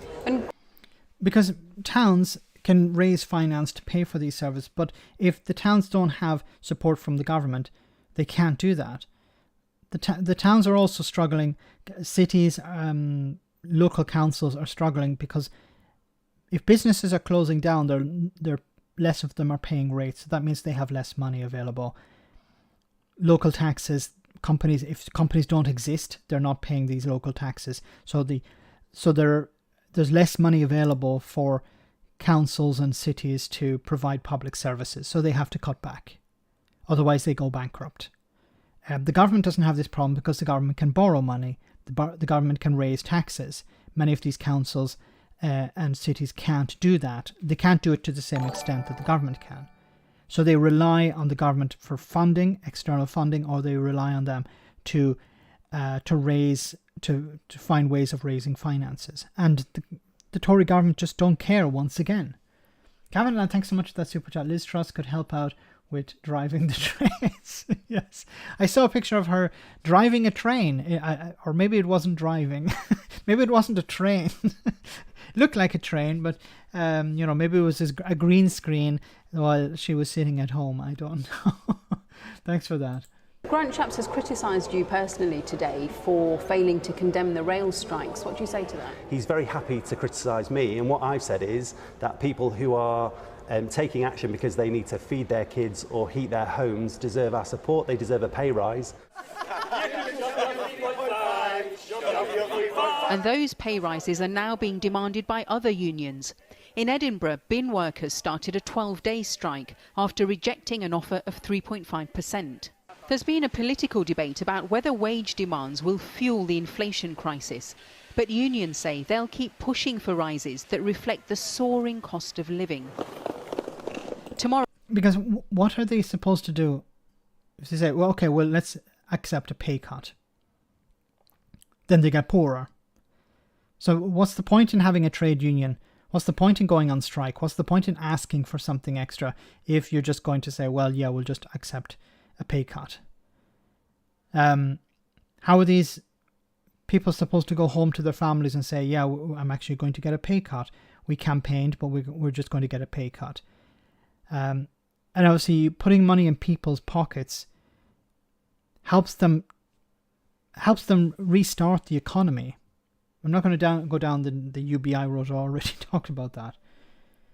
Tomorrow there'll be walkouts across London's transport system, followed by another national rail strike on Saturday, with unions warning that over the coming months, the UK could face a series of strikes in other sectors.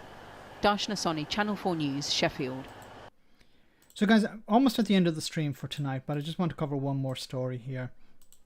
Somewhat unrelated, of course, to what's happened here, but this is probably something that most people have heard or talked about. This is from a few days ago. A family of man 87 who waited 15 hours for ambulance says system is broken. The family of an 87-year-old man who, and you could, this is it. You can see this man. A football goal, umbrella and tarpaulin has been used to shelter David Wakely overnight.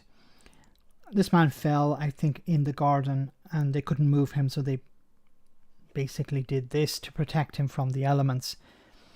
A family of an 87-year-old man who had to wait 15 hours for an ambulance in a makeshift shelter made out of a garden football goal after a fall has said the emergency care system is broken. The emergency healthcare system is broken. Relatives used umbrellas and pieces of tarpaulin to try to keep retired welder David Wakely warm and dry while he fell when he fell on the patio at his home in Cornwall, suffering broken bones and head wounds. His son Phil Wakely said on Friday that his father, who has prostate cancer, was still in a lot of pain in hospital, and the whole family were traumatized by what happened. The system isn't working at all, he said. I see my dad lying on a concrete floor for an amount of time. That amount of time was terrible. It became apparent nobody was going to come quickly, so with the rain coming in, it was a matter of keeping him warm and dry, keeping him warm and dry and as comfortable as possible. It's not the paramedics' fault. When they came, their care was superb. They were very caring. I've got no complaints there, but the system's not right somehow. Something's broken. Our focus now is on getting Dad better and getting him back home. So it's good to know that the elderly man is in hospital, and I'm sure he's getting the best treatment possible. But how did it get to a stage like this? Well, we all know the reason. Cutbacks. A constant drive to undermine the NHS and make it more and more difficult for it to operate. There are also staff shortages because of the ending of freedom of movement. Many care homes are struggling to get the staff. Elderly people are stuck in hospital because they can't be moved into care homes. They can't be returned to their homes because they need care in the home. There is a lack of staff available. This means that more and more elderly people are staying in hospital because they have nowhere to go, and I don't like to use the term, but they're blocking the hospital. It's not intentional, but that's the consequence. And it's creating a backlog. It means that there are people being treated in ambulances because the ambulance can't go out. It means that whoever needs it has to wait hours and hours for, somebody has to be treated. The NHS is not going to turn people away. Doctors and nurses at A&E are not going to send people saying, sorry, we're full, come back tomorrow. They have an obligation to treat people. They have to wait, but they will treat them. And this is as a consequence of both cuts, privatization, but also because of the ending of freedom of movement.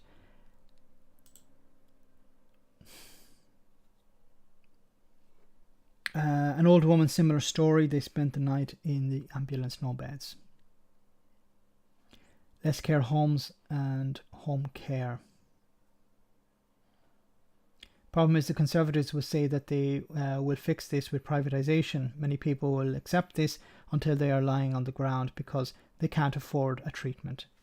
Yes, Michelle, agree 100%. This is what they're talking. Yeah, and the right-wing media look at this and say, see, this is because the NHS is broken. It's not working. It needs to be privatised.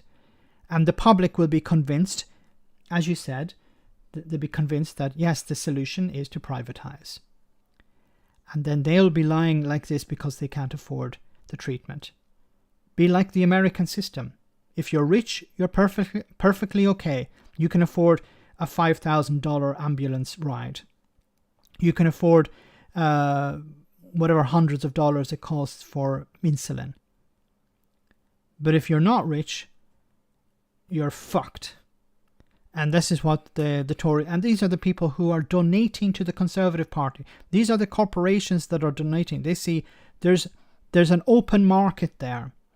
Following Brexit, removing all these protections for people, the right-wing media as well, pumping the idea of privatization. This is great opportunity for our corporations to make a killing. No pun intended there either. But that's what it's about. Profit. There's a guy, some of you may know him, and he told his viewer. He's a YouTuber in the US, Kyle Kalinske. He runs a channel called Secular Talk. And he's a huge advocate for universal healthcare, like what the NHS used to be, but in the US. Because he told a story about his father who had a back problem. I'm paraphrasing now because I don't remember all the details. But basically his father had a back problem and he couldn't afford the right treatment. He couldn't afford to go to the hospital and get it sorted out. So he went to a chiropractor. But the chiropractor was a sort of quack. He could afford the chiropractor, and he cracked his back a few times and did put some pressure on his back, and eventually it just got worse and worse and worse, and he ended up in hospital. And they discovered it was a cancer, and it was too late to treat, and Kyle's father died. And since then, Kyle has been an advocate for universal healthcare, free at the point of use. Because he says, as you can tell from that story, if his father had free healthcare, he could have got this thing checked, got it treated before it developed into what it did eventually develop into, and he could be alive today. And this is what the Tories want. This is what they are pushing for: a private healthcare system where there are two tiers, one where you pay and the other where you say, I'm sorry, your credit has been rejected. Go off to the charity hospital, the one by the charity down the road. You know, you may live, you may die, but that's not our business. Our business is making a profit. And move along, please, because we have some paying customers right behind you, queuing up to give us some money. Sorry to be so down on this, but I think these things need to be talked about. They need to be challenged. And it's important that ordinary people understand this, because they're the ones who will vote. Liz Truss can't become Prime Minister can't remain as Prime Minister if people vote against her. And it has to be elderly people. It has to be the older generation, because they're the ones who normally vote for the Conservatives. They're the ones who will open the Daily Mail or the Sun and hear about how immigrants are the problem and Liz Truss is the solution, and not realise that Liz Truss is the problem, the Tories are the problem, and getting them out is the solution. So guys, we're almost at the end of the stream. Of course, we finish on a high note, of course, because it's important. I don't want to be the doom and gloom merchant, okay, but I think it's important that we do talk about these things. So I want to say thank you to everyone who came on tonight. Thank you so much for all of your comments, for smashing the like button. Thanks for all of the super chats. Those are greatly appreciated. Thank you so much for your support. And of course, we are finished with on a matte green video. Hope you will enjoy it. I'm sure you will. Have a great weekend, guys. And for those of you who are on Patreon supporters, remember to pop onto Discord after. We'll have a chat about what we talked about tonight. So here we go. I hope you enjoy this. You just incorrectly told your viewers that there's only one train an hour. It's actually 4 trains an hour. Well, no, there is only one direct train an hour between London and Manchester. When you say direct train, I mean, obviously I know what you mean because I'm a Minister for Transport, but talk to me like I'm a tiny child or an idiot or a Tory MP. Indeed. By direct train, you mean a train that goes directly from London to Manchester? Without stopping? No. Are you sure? There's never been a train to Manchester that doesn't stop. I'm sure I've been on one. Maybe I blocked out Milton Keynes for my sanity. But I think we can all agree that there are 4 trains an hour. No, there aren't. You didn't let me finish. There are 4 trains per hour if by trains you also include buses, tractors and cars. A bus isn't a train. I think we're getting into semantics now. Do you know what a train is? Do you know what a woman is? What? They're the expensive ones that go choo-choo. Yes? Are you okay? I think I see where the confusion may have come from. If you're talking about strikes, then yes, of course they've caused problems on the railways. Let's not get into the strikes. Why not? I don't want to think about Mick Lynch. Interviewing him still gives me nightmares. You can see why we won't talk to him. You're admitting you won't talk to him. Why would we bother? There'll be a new Prime Minister soon and she'll sort it all out. Well, she or he. Oh yes, I suppose Rishi's still technically in it, isn't he? I keep forgetting. He thinks he's on the campaign trail when actually it's his farewell tour. So what you're saying is that the public can't expect any relief from all of this transport chaos until September? Yes, in Liz we trust. Does that apply to the energy crisis too? In Liz we trust. And the cost of living crisis? In Liz we trust. Thank you, Minister. Oh God, we're all screwed. Next up, as Liz Truss continues to avoid long-form interviews with broadcasters, we try to construct our own version using a Margaret Thatcher impersonator, a haunted Siri, and a sponge. I think you get more out of the sponge than you will get out of Liz Truss. It's not looking very good for the future of the Conservative Party, is it? Or the role of Prime Minister. We thought getting rid of Boris Johnson. Couldn't get any worse than Boris Johnson. And I remember saying about a year ago, I said, look, it's possible there could be somebody worse than Boris Johnson. And I was thinking Liz Truss or Dominic Raab at the time. So guys, have a great weekend. See you soon. Take care. And as always, stay safe. Good night.